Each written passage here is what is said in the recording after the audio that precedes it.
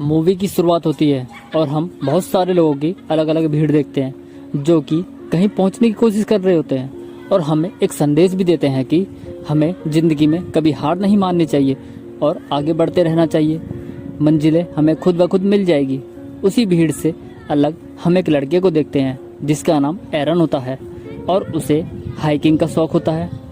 उसी शौक़ को पूरा करने के लिए अपनी साइकिल लेकर पहाड़ों की तरफ निकल पड़ता है क्योंकि संकरे और पथरीले रास्ते होने की वजह से एरन की गाड़ी आगे नहीं जा सकती थी।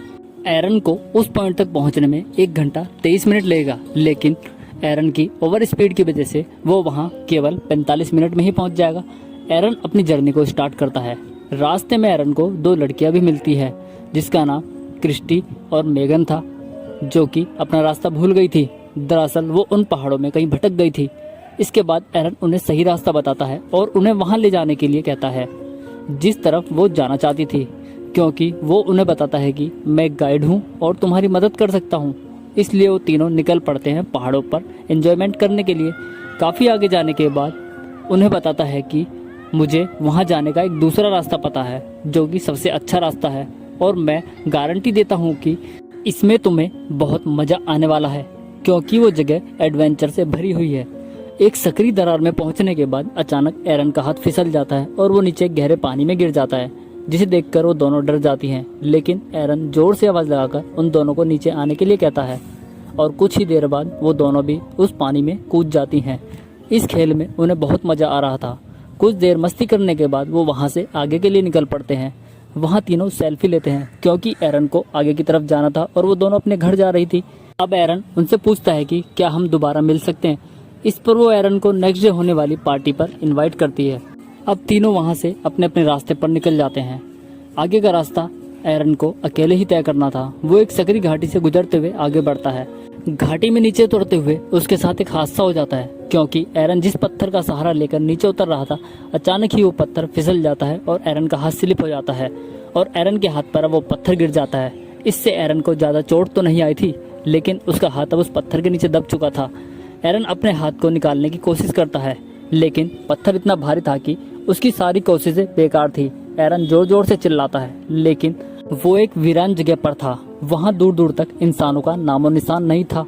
एरन अपने बैग से सारा सामान और खाना उसी पत्थर पर रख देता है जिसके नीचे उसका हाथ दबा हुआ था। वो एक चाकू की मदद से उस पत्थर को काटना शुरू कर देता है, लेकिन चाकू उसके हाथ से छूटकर नीचे गिर जाता है। अब एरन उसे किसी तरह से उठा लेता है और दोबारा पत्थर काटना शुरू कर देता है ताकि पत्थर को काटकर अपना हाथ निकाल सके, लेकिन पत्थर भारी होने की वजह से उसे कोई फर्क नहीं पड़ रहा था। अब एरन हार मानने वाला नहीं था। वो एक चट्टान से एक रस्सी को दूसरी तरफ फेंकने की कोशिश करता है ताकि उससे अपने आप को बांधकर वहां आसानी से सो सके। काफी कोशिश करने के बाद वो एक झूला बनाने में कामयाब हो जाता है और वो आसानी से सो जाता है क्योंकि रात काफी हो गई थी। लेकिन जैसे ही एरन की आंख लगती है, उसे एक सपना आता है जिसमें वो अपने आप को एक दरार में गिरता हुआ देखता है और एरन की आंख खुल जाती है। वो दोबारा से उस चट्टान को काटना शुरू कर देता है। अगला दिन होता है। हमें फिर से वही दरारें दिखाई जाती हैं। एरन ऊपर देखता है, उसे नए दिन की किरण दिखाई देती है और सूरज की किरणें उसकी तरफ आती हुई दिखाई दे रही थी, जिसे देख के एरन बहुत खुश हो जाता है। इसलिए एरन अपने हाथ पाँव को धूप में थोड़ी देर सेकता है क्योंकि वो उस गहरी दरार में होने की वजह से धूप उसकी बॉडी तक नहीं पहुंच रही थी। तभी वो फिर से सपनों में खो जाता है जहां उसका बचपन दिखाते हैं। एरन को उसके डैड पहाड़ों पर सनलाइट दिखाने ले जाते हैं। अब एरन को वहां फंसे हुए पूरे 24 घंटे हो चुके थे, इसलिए वो अपना कैमरा निकालकर रिकॉर्डिंग शुरू करता है। वो कहता है कि मेरा नाम एरन रॉस्टन है और एक पत्थर के नीचे मेरा हाथ फंस गया है। जिसको भी ये रिकॉर्डिंग मिले वो मेरे पेरेंट्स तक इसे जरूर पहुँचा दे।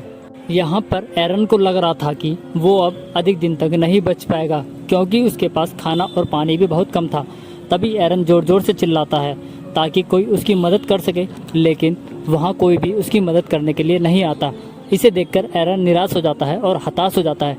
तभी रात भी हो जाती है और फिर से एरन एक झूला बना लेता है और कुछ रस्सियाँ अपनी बॉडी पर लपेट लेता है।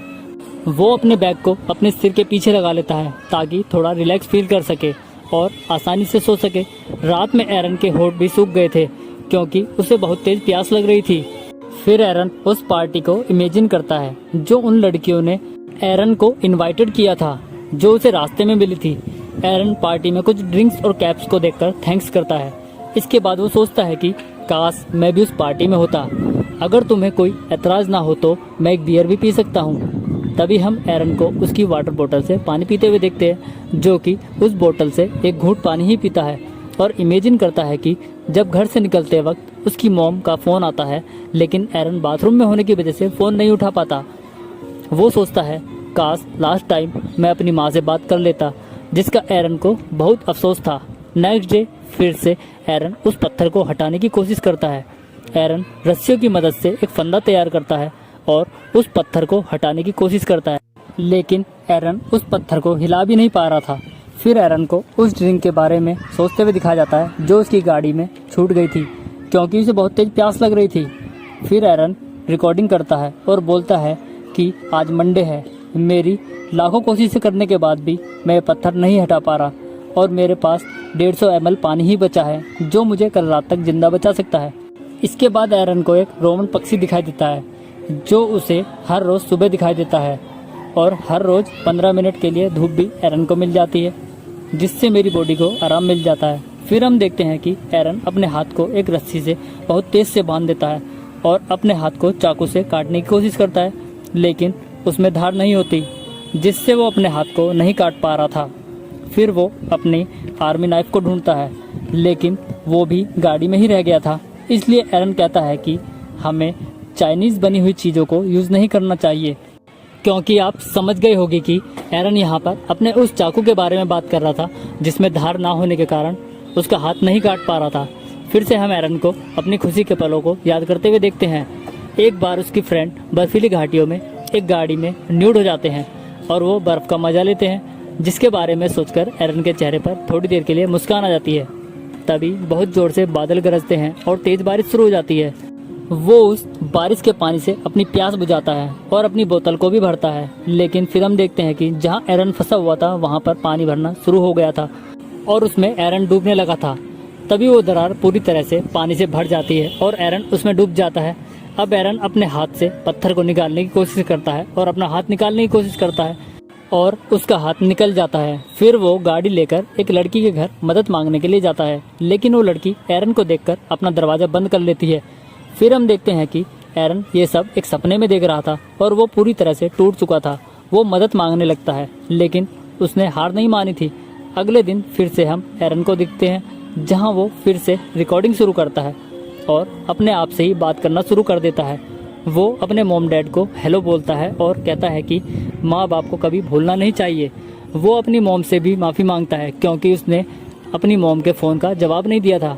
अगर मैं अपने फ़ोन का जवाब देता तो उन्हें पता चल जाता कि मैं कहाँ हूँ और वो मुझे बचा लेते। उसे ऐसा लग रहा था कि वो किसी टीवी शो में था। इसके बाद वो अपने पेरेंट्स को कहता है कि जो भी वक्त मैंने आपके साथ बिताए हैं वो बहुत अच्छे थे और मैं आपकी इज्जत करता हूँ और हमेशा आपके साथ ही रहूँगा। काश मैं आपके फ़ोन को उठा लेता। अब एरन की बोतल का पानी भी ख़त्म हो गया था और वो अपने हाथ में चाकू को घुसेड़ लेता है और हम चाकू को उसकी हड्डियों के बीच जाते हुए देखते हैं। फिर एरन को अपने यूरिन को पीता हुआ दिखाया गया है ताकि वो पानी की कमी को पूरा कर सके। फिर एरन को उन दो लड़कियों का वीडियो देखते हुए देखते हैं हम, जिसे देखकर वो खुश हो जाता है और अपना माइंड कुछ देर के लिए फ्रेश कर लेता है। लेकिन एरन के दिमाग ने उसका साथ देना बंद कर दिया था। उसके दिमाग अलग अलग चित्र बना रहा था। वो आसमान में रॉकेट को देखता है, एरन स्टेडियम को देखता है जहां वो अपनी दोस्त के साथ होता है। फिर एरन को वहां एक सोफा दिखाई देता है जहां उसकी सारी फैमिली एक साथ होती है। वो उसकी बहन की शादी में एक साथ इकट्ठा हुए थे, लेकिन एरन उसकी शादी में भी नहीं जा पाता, इसीलिए उससे माफ़ी मांगता है। ये सब देखकर एरन को बहुत ज़ोर से गुस्सा भी आ जाता है और वो एक छोटे से पत्थर को उठाकर उस पत्थर पर बहुत ज़ोर से मारना शुरू कर देता है ताकि वो पत्थर को हटा सके, लेकिन पत्थर को नहीं हटा पाता। अब एरन को ऐसा लग रहा था कि ये पत्थर उसका इंतज़ार कर रहा था ताकि इस पत्थर तक आ सके। अब एरन उस पहाड़ी पर अपना नाम और अपनी डेट ऑफ बर्थ लिख देता है ताकि जब उसकी बॉडी लोगों को मिले तो उसके बारे में पता चल सके। यहाँ पर एरन को लगने लगा था कि इस पत्थर के बीच फंसकर उसकी मौत हो जाएगी। इसके बाद हम एरन को एक प्लान बनाता हुआ देखते हैं, जिसके जरिए वो अपना हाथ घुमाकर अपने हाथ की सारी हड्डियों को तोड़ देता है। उससे एरन को बहुत तेज दर्द होता है, जिसकी वजह से वो जोर जोर से चिल्लाता है, लेकिन कुछ देर बाद वो खुश भी हो जाता है। क्योंकि एरन फिर से उस चाकू को अपने हाथ में घुसेड़ लेता है और अपने हाथ को कट कर लेता है। इससे एरन को दर्द तो बहुत होता है, लेकिन एक यही रास्ता था जिसकी वजह से वो अपने हाथ को रिमूव कर सकता था। उस खराब चाकू से हिम्मत करके वो अपने हाथ को काटकर उस पत्थर से अलग कर लेता है और अपने हाथ को पूरी तरह से कवर कर लेता है। फिर एरन अपनी एक फोटो भी लेता है और उस दरार से बाहर निकलकर धूप को देखता है और जोर जोर से चिल्लाता है क्योंकि वो बहुत खुश था। फिर उसे एक गड्ढे में पानी भरा हुआ दिखाई देता है जो कि बहुत गंदा था, लेकिन उसकी प्यास के आगे वो कुछ भी नहीं था। वो क्लाइंबिंग करके उस पानी तक पहुंच जाता है और उस पानी को अपनी बोतल में भरकर पीता है और घर की तरफ को निकल जाता है। रास्ते में उसे एक फैमिली मिलती है। एरन उनसे मदद मांगता है। वो उन्हें बताता है कि मैं 5 दिन से बिना पानी के यहाँ फंसा हुआ था, इसलिए मुझे अपना हाथ काटना पड़ा। एरन को वो पानी पिलाते हैं। कुछ देर बाद एक हेलीकॉप्टर एरन की मदद के लिए आ जाता है और एरन की जान बच जाती है।